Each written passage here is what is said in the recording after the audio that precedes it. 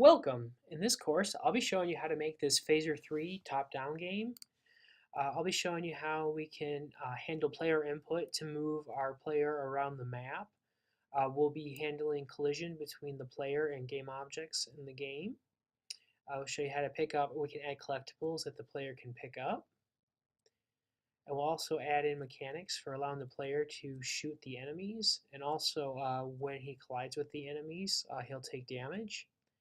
And we'll also add in logic to transition between phaser scenes, so we can have multiple levels in our game, and we can also transition back. And lastly, I'll be showing you how we can actually pass data between the scenes, so that way our game will keep the same state as we're loading between levels. The maps in the game here were created with tiled. I'll be showing you how we can create a tile map in the tiled map editor and how we can export that data out and load that into Phaser for our game. And lastly, we'll be using Webpack and Babel in our Phaser game.